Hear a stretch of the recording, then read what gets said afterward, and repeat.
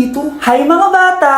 Ang lesson natin ngayon ay addition. Sino dito ang makakasagot ng 1 plus 1? Ang dali naman na lesson dito. Ma'am, 1 plus 1 is equals to 2. Correct! Mga bata, 5 claps para kay Scarlett. Hindi niyo ba alam yun? Mga bata, science na tayo ha. Ilan ang planeta sa solar system natin? Ba't lang nagtataas ng kamay? Ma'am, there are 8 planets in our solar system. Correct! Siguro nag-a-advance reading si Scarlett. Ba't parang walang alam yung mga kaklase ko? Okay, tatatakan ko ng star sa kamay ang makakasagot neto. What are the primary colors? Ha? Ba't ang dadali na subject dito? Last sem, nag-research lang ako eh. Ma'am, the primary colors are red, blue, and yellow. Wow! Mukhang may magiging top 1 na tayo ah. Hala, mukhang magiging top 1 pa ako dito. Namali siya ng classroom. Okay.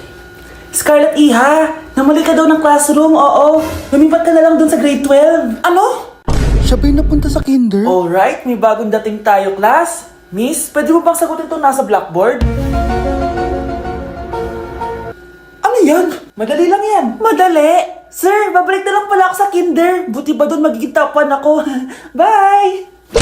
Hello, nalipat na naman ako. Nasaan na naman yun? Ha? Kailan pa nag-aircon sa classroom namin? Alamig. Class, bring out your iPad and Apple Pencil. Mag-lecture tayo, okay? Kopyahin niyo yung nasa projector. Ano daw? iPad na gamit ngayon? Grabe, ang yayaman naman ng mga tao dito. Ma'am, pwede po ba ako magsulat sa notebook? Ha? Wala kang iPad? Class, di ba nasa school requirement natin na dapat may iPad kayo, okay? So, babalik ka na sa nanay mo. Di na uso yung notebook dito. Wala naman kaming pambili nun eh.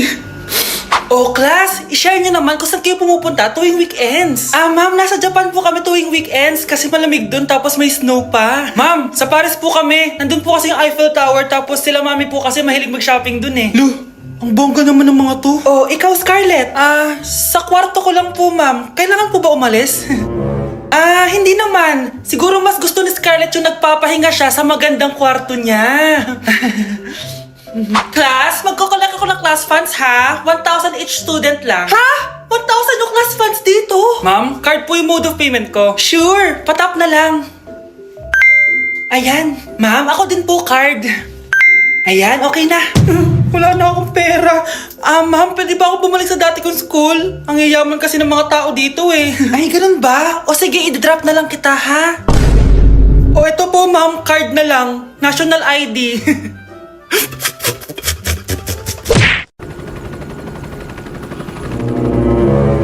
OMG, grabe yung baha oh. For sure marami naman nakurakot si Dad. Paldo. Oh, Cheska, ba't ang aga mo? Di ba traffic kasi baha? Ay, opo ma'am, baha nga po eh. Kaya pinag-helicopter na ako ni Daddy para safe ako. Kawawa nga po yung mga tao eh. Wow, sana all. Yes Daddy? Opo, nandito na po ako sa school. Yung baon ko 1 million ha, send mo na. Ha? 1 million yung baon niya? No! Binasa mo yung Chanel bag ko! Sorry, Cheska. Alam mo ba kung magkano to, ha? 600,000 to! Mas mahal pa to sa bahay nyo! Napakamahal naman yan. Whatever. Papabili na lang ulit ako. Salamat ka, mabait ako. Nahiya naman tong 300 peso na bag ko. Be, tara sa kantin. Nag-crave ako ng siomay tsaka ng kwek-kwek. Tara. Pwede bang sa Wolfgang na lang tayo mag-lunch? Hindi kasi ako sanay sa mumurahing pagkain. Be, anong akala mo sa akin? Anak ng CEO? Ano ba yan? Hindi ba kayo binibigyan ng allowance ng daddy nyo? Ako na nga lang. Hindi ka naman ganyan dati. Okay, class. Si Cheska na ang bago nating treasurer. Ma'am, huwag si Cheska. Kukurakutin niya lang yung class funds natin. Parang tatay niya. Flood control ayaw, gastos gusto. Kaya mayaman si Cheska kasi korap ang pamilya niya. Ang laki ng tax na binabayaran ko. Sa Disney Princess pala natin napupunta lahat. Habang kami, binabaha na dito. Ikaw pa helicopter lang. Wow, napaka-lavish mo naman. Tsaka, pairam muna ako nito Chanel bag mo ha. May ambag din ako dito, no? Hindi kami titigil hanggat walang nakukulong. Deserve niyong magdusa. Kaya hindi umuunlad ang Pilipinas dahil kinukurakot nyo. Mahiya naman kayo! Don't stop shaming them. Deserve nila yan. Mainit ang mata sa atin ng mga tao. Kaya siguraduhin nyo na magmumukha tayong malinis, ha? God! Dad! Alam na nilang lahat! Nadidepress na ako! Binabash nila ako sa social media. Tapos kanina sa school, binubuli nila ako. Nasisira image ko. Ayusin mo to, Dad! Gumagawa na ako ng paraan, anak. Pero sa ngayon, kailangan ko muna kayo palipad sa Amerika para safe kayo. Okay, Dad. I'm calm. Bigyan mo ako ng 10 million pang shopping ko doon, ha? May mga mag-iimbestiga dito. Kaya lahat ng mga luxury cars namin, itago nyo muna. Hindi nila pwede makita yung mga yun. Base sa report na binigay sa akin, may ghost project daw kayo. Totoo ba yun? Wow! It's a yes or no question! Bakit di ka makasagot? Your Honor, kakausapin ko po muna yung lawyer ko. Ang kakapal nyo. Halata naman sa mga kilos nyo na guilty kayo. Kamusta na kaya sila, Mom and Dad? Sana okay lang sila. Nawala sa garahe ang 10 sa 12 luxury cars. Pati mga sasakyan tumakas na. Hindi kami papayag na hindi kayo mananagot. Hindi kami mananahimik sa issue na to. Good morning, class! Bakit ang dami nakadikit sa wall? May ballpen, may walis. Ma'am, uso kasi to. Ididikit mo yung mga bagay gamit yung wall friction. Parang ganito. O, di ba, ma'am? Ano? Wall friction? Hoy! Baka mahulog ka dyan! Diyos ko, mga bata to. Kung ano-ano kasi nakikita niyo sa TikTok na yan eh. Try ko naman tong calculator. Ang saya! Tingnan niyo, dami ng gasgas ng wall, oh. Tanggalin niyo na yan. Kung hindi, i-absent ko kayong lahat. Guys! Si ma'am naman na idikit natin sa pader. Hoy! Mangulong niya kayo! Ma'am, huwag kang matakot, ma'am. A few moments later. Hoy! Ibaba niyo ako dito! Guys, dismiss na daw tayo, sabi ni ma'am. Uwian na! Hoy! Isusumbong ko kayo sa principal! Ayoko talaga sa kanya. Bes, ayan siya ho, yung pet peeve mo. Hi! Panira ng araw. Okay, class, break time muna tayo. Hala, naiwan kayo bakit kong pagkain? Scarlett to, may sobra pa ako. Baka gutom ka na. Talaga? Bibigyan mo ako? Oo, ano ka ba? Gusto ko maging close tayo. Parang bumabait tong pet peeve ko ah. Hala, may quiz pala tayo. Bes, sabay tayo mag-review mamaya, ha? Naku, sorry, Bes. Kakain kasi kami ng jowa ko mamaya. Di mo ba kaya mag-isa? Ano ba yan? Ako na lang, sabay tayo mag-review. Tsaka, may reviewer din ako dito, oh. Ayan na naman siya. Sure ka? Ako talaga yung gusto mo kasabay mag-review? Oo naman, ba't naman hindi? Idol nga kita kasi ang talino mo eh. Sige na nga.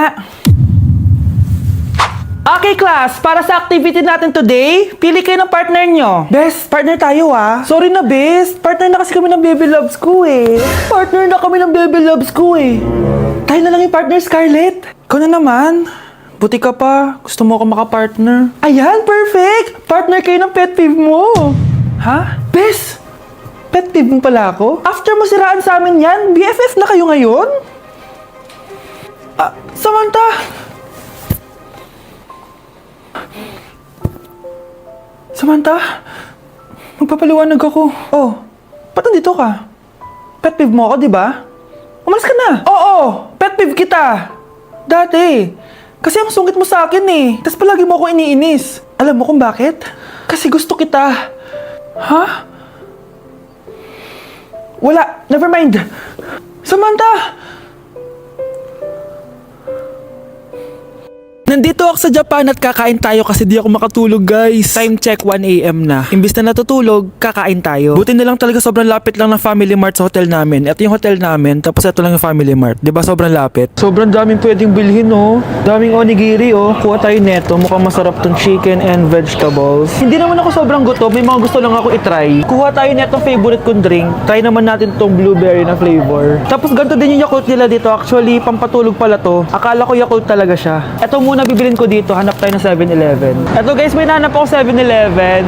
Parang masarap to oh. Mukha siya lasagna. Tikman natin. Dito na lang natin siya kainin sa labas. Parang fantasy din kumain dito sa kalsada nila. Sobrang safe dito sa Japan, promise. Unahin na natin tong sushi.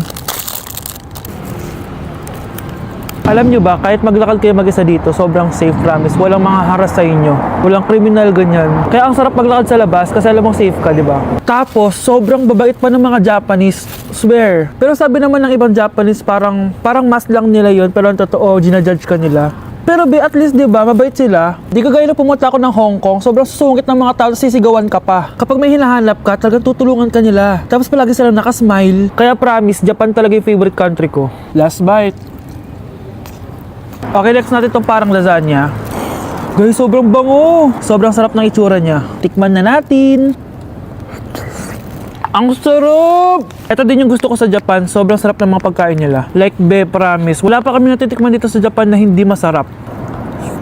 Kaya every time na pupunta talaga kami dito, promise na yon, natataba kami. Pero okay lang, Japan to eh. Alam nyo, minsan, naisip ko na dito na lang kaya kami tumira. Pero ang naririnig ko sa ibang foreigners na nakatira dito, masaya lang daw dito as a tourist. Pero kung dito ka natitira at mag-work, nakaka-depress daw, ganyan nakakalungkot. Kasi sabi nila toxic daw yung work environment dito. Pero ako, kung titira ako dito, gusto ko forever tourist ako. Inumin natin tong Yakult na nakakaantok.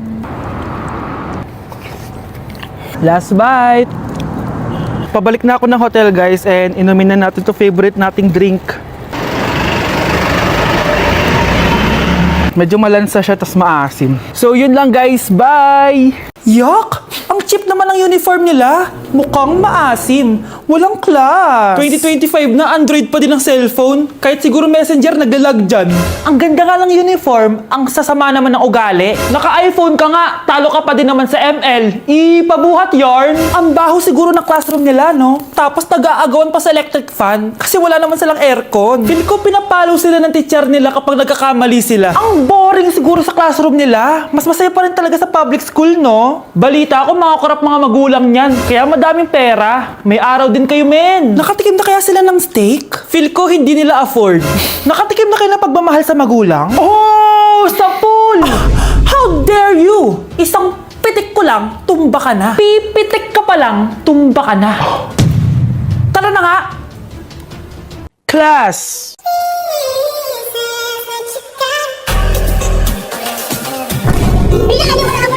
Hoy, ako pa nga dapat yung magtanong sa'yo eh. Kailangan mo ko talaga ako eh. Ang ganda ng mukha mo, Minay!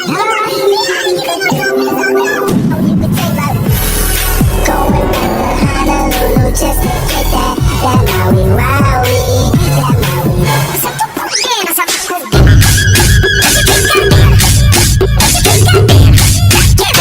Diyos ko po, mas lang ako saglit eh. Oh, anong ibibigay ko grade sa'yo niyan? Una sa lahat, hindi ka nagpapasa ng assignment. Pangalawa, hindi ka nakikipag-participate sa klase.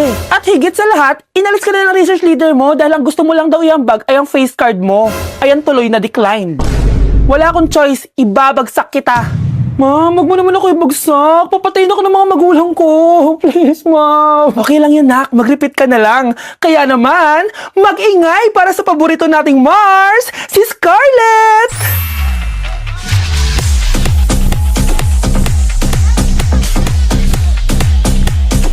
Huwag ka nang tatamad-tamad, ha?